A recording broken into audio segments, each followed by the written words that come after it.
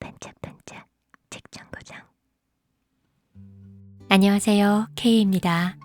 한강 작가 특집 6번째 시간입니다. 오늘 소개해드릴 책은 검은 사슴입니다. 이 작품은 한강 작가가 20대 중반에 쓴 장편 소설로는 첫 작품입니다. 썸네일에 제가 이 작품을 읽지 않고는 한강을 안다고 말할 수 없다고 썼는데요. 단순히 이게 한강 작가의 첫 장편 소설이라서가 아니고요. 이 책이 한강 작가가 이후에 쓴 다른 작품들의 아이디어 창고였다는 걸 알게 됐기 때문이에요. 검은 사슴이라는 이 소설의 제목은 낯선 분들도 채식주의자, 히라버시간, 흰, 작별하지 않는다와 같은 책들은 많이들 알고 계시죠? 그런데 그 작품들에 사용된 핵심 아이디어, 주요 설정들이 검은 사슴 이 책 한 권에 다 들어 있습니다. 지금부터 줄거리를 들려드릴 텐데요. 들으시면서 한번 찾아보시면 좋겠어요. 이 소설의 어떤 소재나 설정이 이후의 다른 작품들에서 재사용되어 핵심 요소로서 확장이 되는지를요. 혹시 한강 작가의 다른 작품을 아직 안 읽어보셨다면 제가 올려놓은 한강 작가의 다른 책 리뷰 영상들을 먼저 보시고 이 영상을 보시면 서로 연결되는 지점이 보이면서 마치 보물찾기 하는 느낌으로 더 재밌게 들으실 수 있을 거란 생각이 듭니다. 8차선 횡단보도 위. 횡단보도를 건너던 한 젊은 여자가 갑자기 옷을 벗기 시작합니다. 여자는 겉옷은 물론 속옷과 신발까지 벗어던지더니 쫓아오는 경찰을 피해 인도로 차도로 마구 달려갑니다. 한편 잡지사 사무실에서 업무를 보고 있던 여자 인영은 사람들의 웅성거림에 무심코 창밖을 내려다보다가 마침 인영이 있던 건물을 올려다보던 벌거벗은 그 여자의 얼굴을 마주합니다. 그 여자는 의선이었습니다.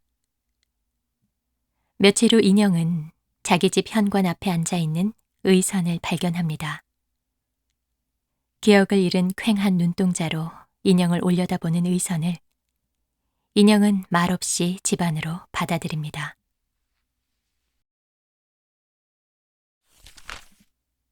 명유는 인영의 남자 대학 후배입니다. 카메라 물품을 빌리러 인영의 집에 왔다가 그 집에 머물고 있던 의선을 보고는 그때부터 의선에게 감정적으로 이끌리기 시작합니다.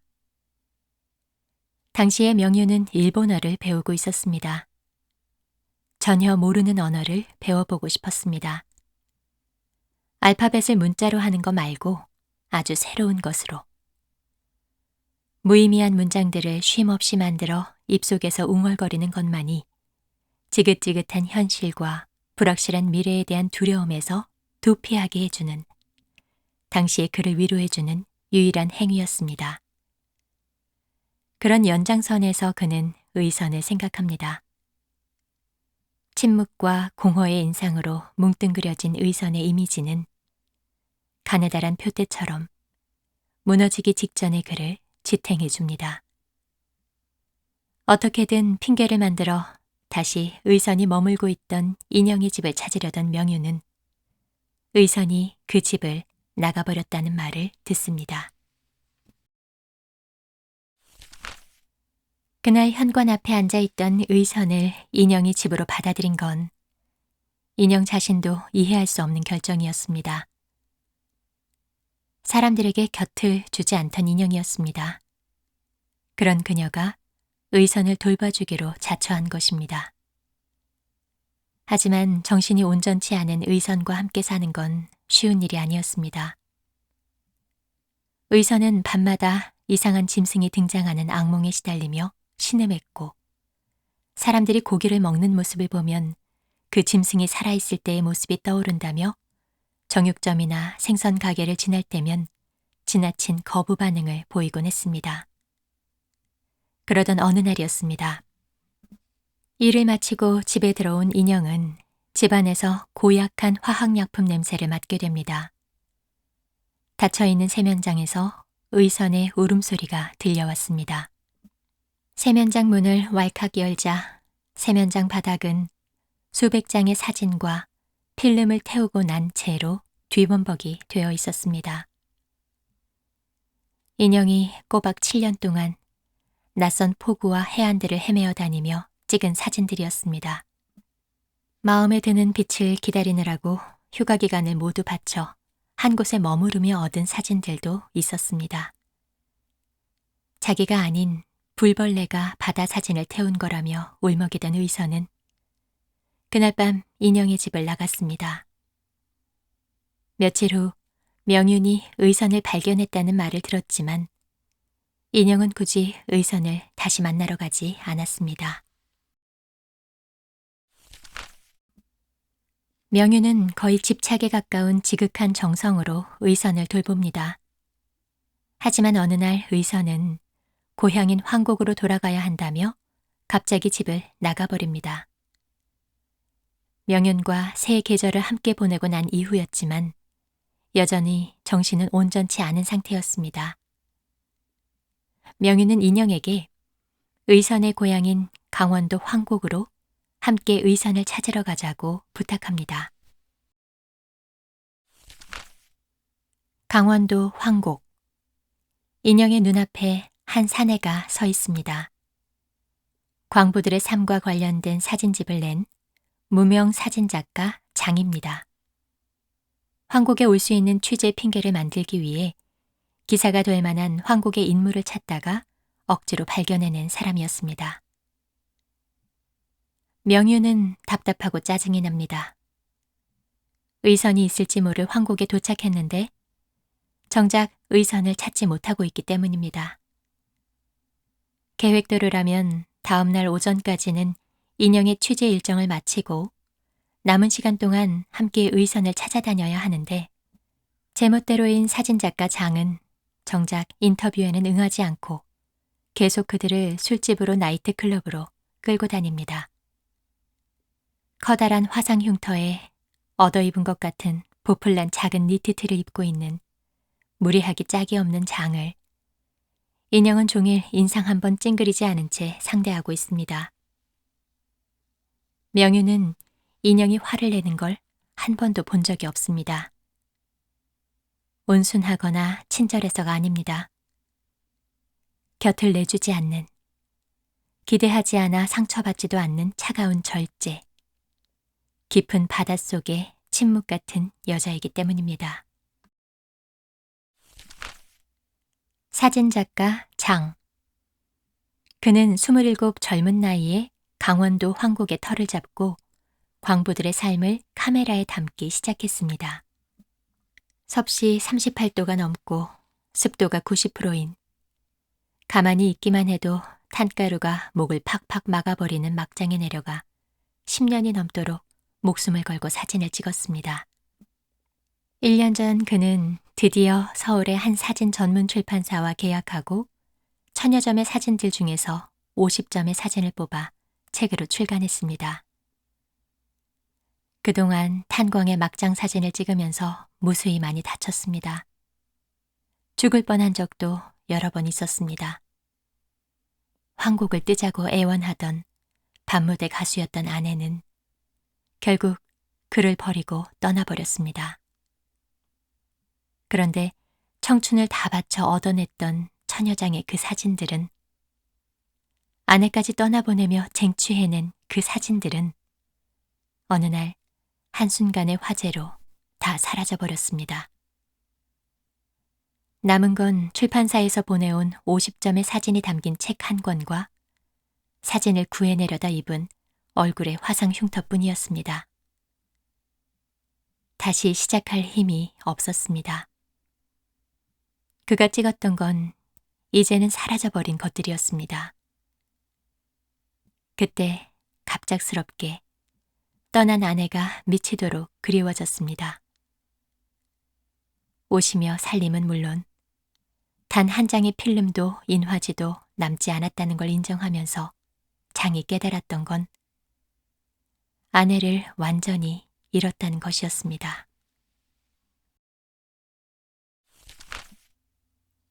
전날과는 달리 자동차까지 운행해가며 인형의 취재를 도와준 사진작가 장과 헤어진 후 명윤과 인형은 의선으로부터 들었던 조각 같은 정보들을 단서로 의선을 본격적으로 찾기 시작합니다. 한때 의선은 인형에게 이상한 마을에 대해 말한 적이 있었습니다. 줄이 끊어져 멀리 날아가 버린 연들. 그 연들이 하늘 위의 기류를 타고 떠돌다가 그 골짜기 마을에 떨어지는 거예요. 겨울만 되면 그곳에는 눈처럼 지연이 날려요. 상하고 낡은 모든 연들이 그 화전 마을에 눈처럼 떨어져 내려요. 봄이 오면 연들을 태워요. 눈 쌓인 계곡에 떨어져 있던 연들이 얼음 풀리면서 50천이라고 불리는 긴 냇물로 떠내려와요.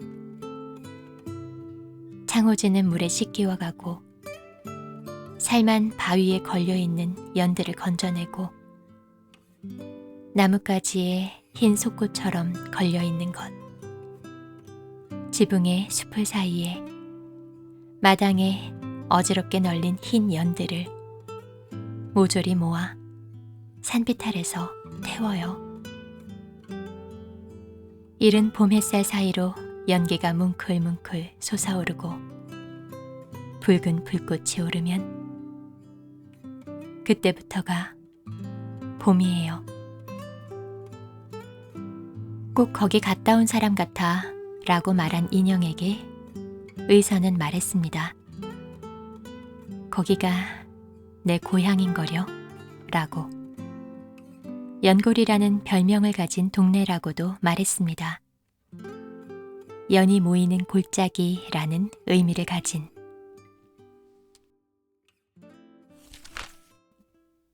한때 연이 모이는 골짜기 연골에는 임씨와 정신이 온전치 않은 그의 아내, 그리고 지적 장애를 가진 아들 1명과 어린 딸 1명이 살고 있었습니다. 툭하면 집을 나가버리는 아내를 찾아 임씨는 전국 이곳저곳을 헤매며 살았습니다. 그가 아내를 찾아다니는 여러 계절 동안 딸아이는 떼쓰는 어린 아기 같은 오빠와 함께 굶주린 배를 겨우겨우 연명하며 부모를 기다리곤 했습니다. 다른 마을 또래 아이들은 이미 학교를 다니고도 남았을 나이 12살. 너무 깊은 골짜기에 살아서 학교 입학 통지서가 못 오나 보다 생각했던 딸아이는 학교에 가기 위해 오빠를 혼자 두고 눈 쌓인 집을 나와버립니다. 호적에도 올려진 적 없었던 그 여자아이는 의선이었습니다. 인형에게는 민영이라는 나이 터울 많은 언니가 1명 있었습니다. 민영은 돈이 없어서 안 가려 했다가 엄마가 억지로 돈을 쥐어 보내준 제주도 여행에서 배 전복 사고로 죽었습니다. 바다 어디엔가 있을 민영의 시신은 어디에서도 찾아지지 않았습니다. 인형은 민영의 유품이었던 수동 카메라를 들고 사진을 찍기 시작했습니다. 그저 회색 하늘과 검푸른 바다만이 화면을 가득 채운 사진이었습니다. 7년을 한결같이 아무것도 없는 바다 사진을 찍었습니다.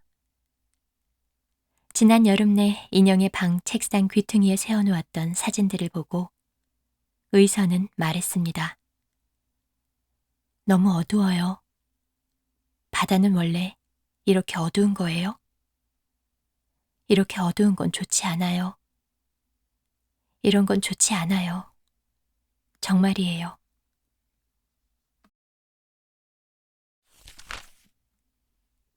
명윤에게는 어린 여동생 명화가 있었습니다. 명화는 17의 나이에 지긋지긋한 가난과 어두운 침묵이 싫어 집을 나가버렸습니다. 짧은 치마를 입은 17의 명화를 맥주집에서 처음 찾아냈을 때 명유는 경악했습니다.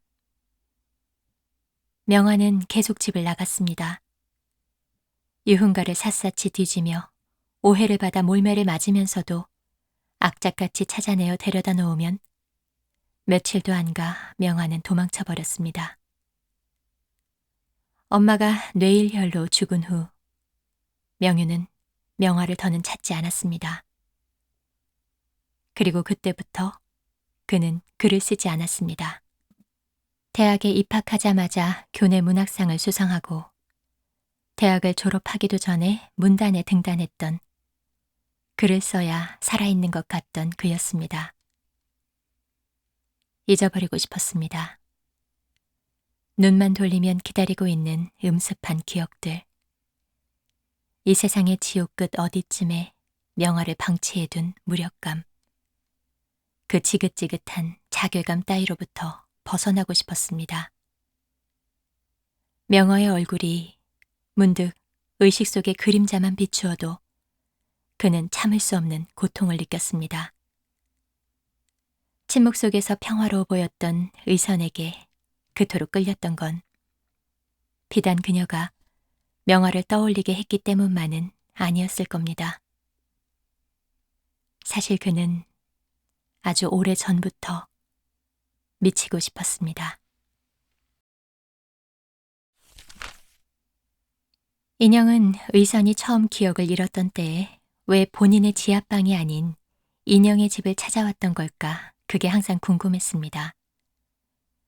그런 인영에게 명유는 햇빛 때문이었을 거라는 기묘한 대답을 했습니다. 자기 방도 옥탑이라서 의선이 좋아했었다고. 가끔씩 와서는 방에 들어오지도 않고 일광욕 하는 사람처럼 옥상에만 앉아있다 가곤 했다고. 그 애는 마치 식물 같았어요.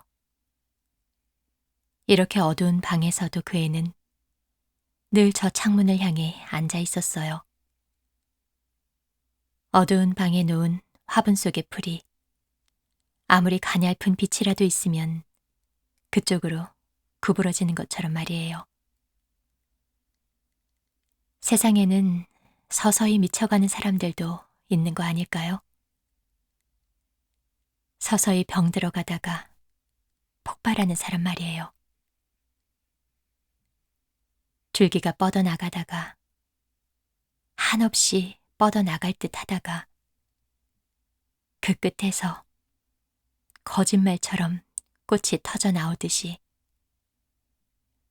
오래 잘 참은 사람일수록 더 갑자기 깊은 땅속 안반 사이사이로 기어다니며 사는 짐승이 있었습니다. 사슴처럼 생겼는데 털은 시커멓고 이마에는 번쩍이는 뿔이 한 자도 넘게 자라나 있어서 걸어가는 길을 등불처럼 비춰줍니다. 이 짐승의 소원은 평생에 단 한 번만이라도 하늘을 보는 것입니다. 우연히 마주친 광부들에게 바깥으로 나가는 길을 가르쳐 달라고 했는데 광부들은 잡아먹힐까봐 두려워서 조건을 내겁니다. 번쩍이는 뿔을 자르게 해준다면, 그리고 단단하고 날카로운 그 이빨을 주면 하늘을 볼 수 있게 해주겠다고. 결국 뿔과 이빨을 모두 잃은 짐승을 두고 광부들은 달아납니다. 그리고는 짐승이 나오지 못하게 출구를 닫아버립니다.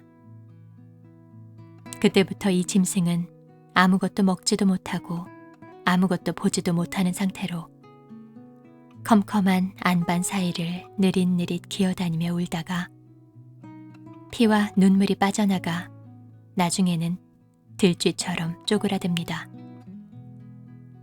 어쩌다 열의 하나쯤 안반 사이에 가느다란 틈을 비집고 나와 꿈에도 그리던 하늘을 보게 되는 경우도 있기는 한데, 그러면 이 짐승은 이상하게도 햇빛을 받자마자 순식간에 녹아 끈적끈적한 진홍색 웅덩이로 변해버립니다. 기억을 잃은 의선에게 눈을 감고 있을 때마다 가장 먼저 눈앞에 나타난 것은 언제나 아버지가 들려주었던 이야기 속의 그 짐승이었습니다. 흉흉한 밤의 꿈에도 환한 낮의 풍경 속에서도 그 짐승은 언제나 갑작스럽게 나타났습니다. 머리끝부터 발끝까지, 뿔과 이빨까지 모두 검은 사슴이. 인형과 명유는 연골로 가기 위해 눈 덮인 인적 없는 산골짜기를 걸어갑니다. 그들이 걸어온 까마득한 길은 이미 빼곡한 눈발에 가려 보이지 않습니다. 발열과 기침 때문에 붉어진 눈을 하고도 명유는 끝까지 연골마을로 가야 한다며 고집을 피웠었습니다. 하늘과 땅과 대기를 가득 메운 눈송이들이 부지런히 모든 소리를 삼키고 있는 깊은 산속. 그들은 목숨을 걸고 길 없는 길을 헤치며 나아갑니다. 죽을 고비를 겨우 넘기며 들어선 연골마을. 유일하게 무너지지 않은 한 폐가에 들어선 인형은 아궁이에서 불을 지핀 흔적을 발견합니다. 의선이 다녀간 흔적이었습니다. 바람이 몰아치는 연골. 의선의 옛집에서 명유는 고열에 시달리며 사경을 헤매고 인형은 얼마 남지 않은 땔감을 넣어 아궁이에 불을 지핍니다. 목숨을 걸고 찾아갔던 연골에서 의선의 흔적을 발견한 것 외에는 아무 소득도 얻지 못한 명윤과 의선은 서울로 돌아오기 위해 황곡행 기차를 탑니다. 하지만 얼마 가지 못해 대형 사고를 당합니다. 파놓았던 탄광으로 인해 약해진 집안 때문에 철로가 무너져 내렸던 것입니다. 다행히도 인형과 명유는 구사일생으로 살아납니다. 그 일로 명유는 동생 명화와 연락이 닿게 되었고 인형은 명윤의 극진한 간호를 받으며 건강을 회복해 갑니다. 그리고 퇴원 후 오랜만에 돌아온 집의 우편함 안에서 인형은 사진 한 장을 발견합니다. 태워지다만 바다 사진 한 장을.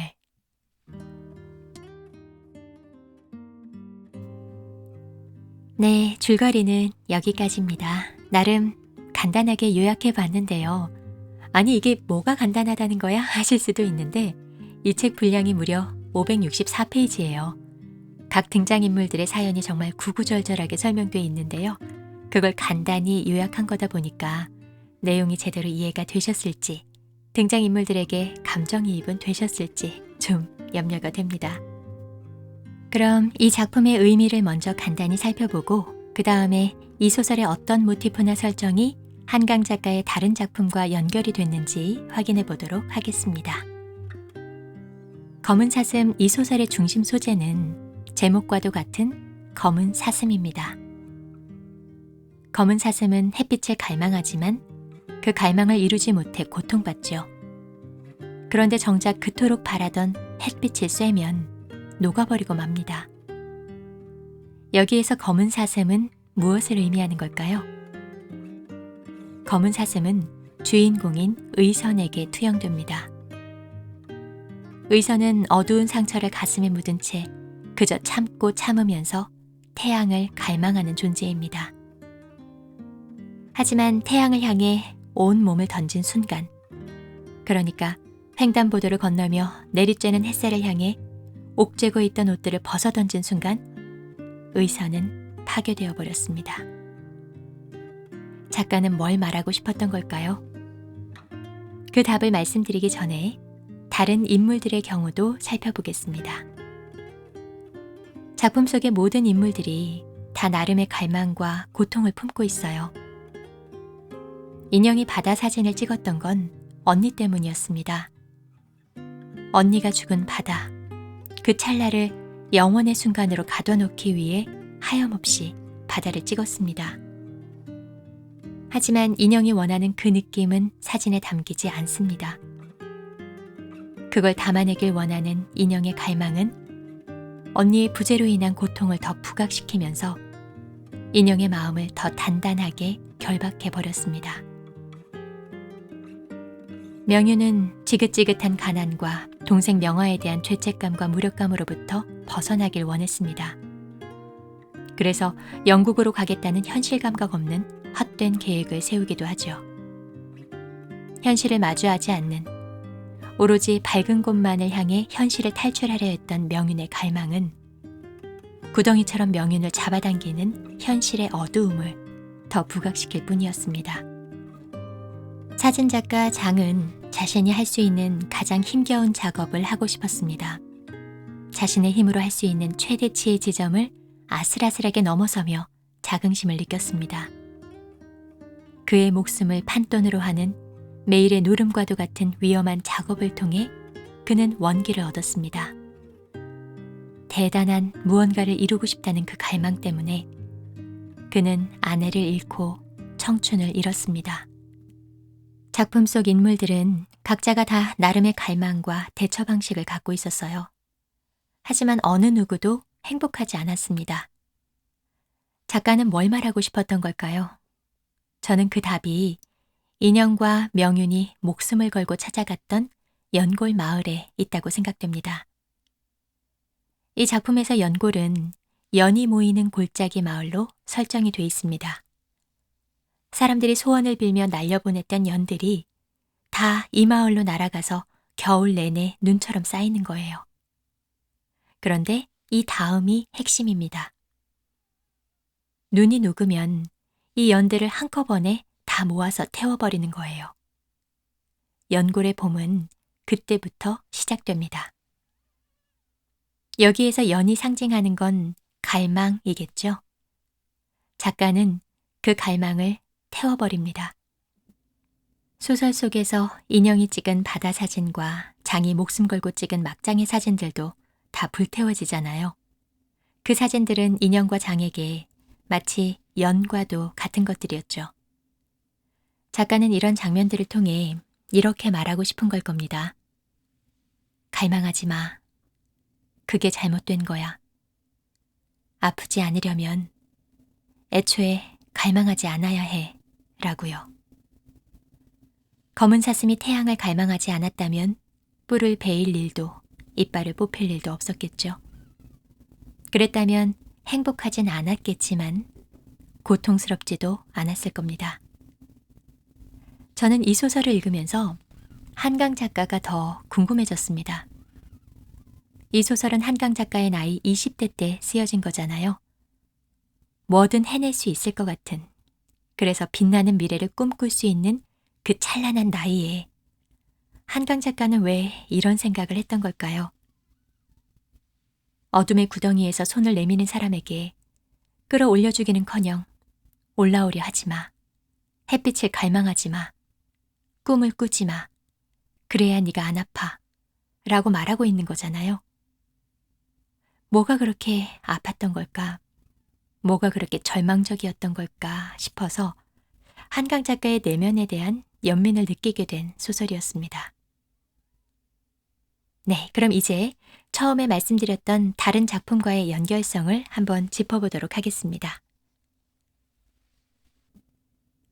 이 소설에서 의사는 고기를 거부합니다. 꿈속에 자주 나타나는 짐승의 모습 때문에 괴로워하고 정육점이나 생선가게 앞을 지날 때면 온몸을 떨곤 합니다. 그리고 툭하면 식물처럼 종일 햇빛을 받으며 앉아있는 정신이 아픈 여자입니다. 이 모티프는 어떤 작품에서 사용이 됐을까요? 네, 채식주의자입니다. 채식주의자의 주인공인 영혜는 고기와 관련된 꿈으로 괴로워하며 잔인하게 죽은 개에 대한 트라우마 때문에 고기를 먹지 않습니다. 그리고 식물인 나무가 되고 싶어 하다가 서서히 미쳐갑니다. 검은 사슴 이 소설에서는 이 모티프가 그저 의선의 특징 일부로만 언급되지만 채식주의자에서는 그게 이야기 전체를 끌고 가는 주요 소재가 된 겁니다. 두 번째는 명윤의 태도입니다. 명유는 동생을 찾는 걸 포기한 후로 더는 글을 쓰지 않습니다. 글이라는 것이 고통스러운 기억을 상기시키는 수단으로 느껴지기 때문입니다. 말이라는 것도 구차한 것으로 여겨집니다. 그러면서도 일본어를 공부합니다. 알파벳을 문자로 하지 않는 아주 새로운, 전혀 다른 언어를 배우고 싶었기 때문입니다. 그리고 의미를 갖지 않은 일본어 철자를 웅얼거리는 그 행위를 통해 떠오르려는 슬픈 기억들을 밀어냅니다. 이 모티프는 어떤 작품에 사용됐을까요? 네, 히라버 시간입니다. 히라버 시간의 여주인공은 어느 순간 말을 잃어버립니다. 언어는 본래 인간관계의 소통을 위한 것인데 오히려 그 언어가 관계의 벽을 만들고 있다고 느낍니다. 게다가 언어는 고통의 감정을 더 명료하게 만들어버립니다. 치료 수단으로 선택한 것이 히라버였습니다. 더는 언어 기능을 하지 않는 죽은 언어인 히라버. 그 생소한 언어를 배우면서 고통에서 벗어나고자 합니다. 언어를 고통스러운 수단으로 여기면서도 역으로 낯선 언어를 다시 배우는 행위.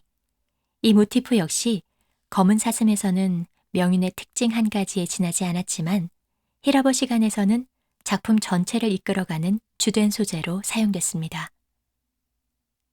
세 번째는 죽은 언니에 대한 인형의 감정입니다. 인형은 바다에서 죽은 민영 언니에 대한 그리움과 슬픔 때문에 하염없이 바다 사진을 찍습니다. 그 아픔 때문에 마음의 문을 닫아버린 존재입니다. 이 소재는 어떤 작품에서 사용됐을까요? 흰입니다. 흰의 화자는 죽은 언니에 대한 막연한 그리움과 감정적 부채를 안고 살아갑니다. 행복을 느끼는 것조차 죄스럽게 여깁니다. 그리고 이후에는 자신을 통해 언니가 세상을 보고 경험을 하고 있다고 생각하며 감정적 짐을 내려놓기 시작합니다. 언니의 죽음으로 인해 현재를 살아가는 주인공이 감정적인 어려움을 겪는다는 면에서 이 둘은 서로 닮아 있습니다. 네 번째는 인형과 명윤이 의선을 찾기 위해 강원도 황곡의 연골마을을 찾아가는 여정입니다.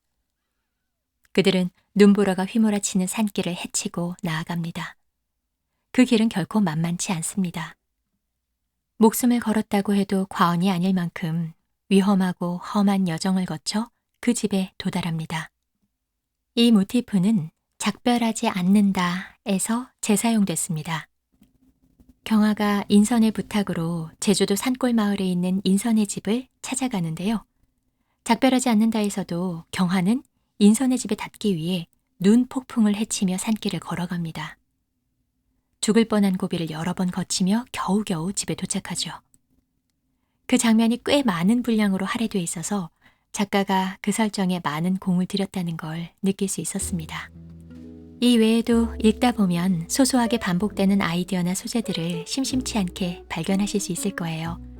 평소에 한강 작가의 머릿속에서 많은 비중을 차지하고 있는 단어나 소재들을 엿볼 수 있었다는 면에서 의미가 있었습니다.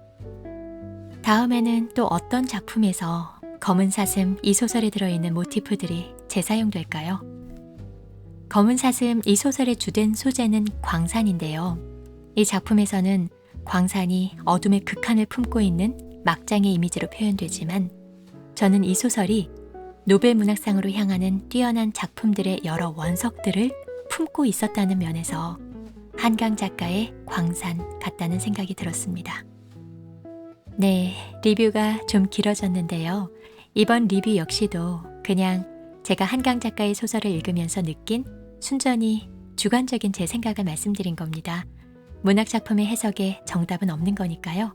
그냥 K는 저렇게 생각했나 보다 정도로 받아들여 주시면 좋겠습니다. 그럼 오늘 리뷰는 여기에서 마무리하겠습니다. 긴 내용 들어주셔서 감사합니다. 좋은 하루, 좋은 밤 되세요. 구독과 좋아요는 콘텐츠 제작을 지속하는 데 큰 힘이 됩니다.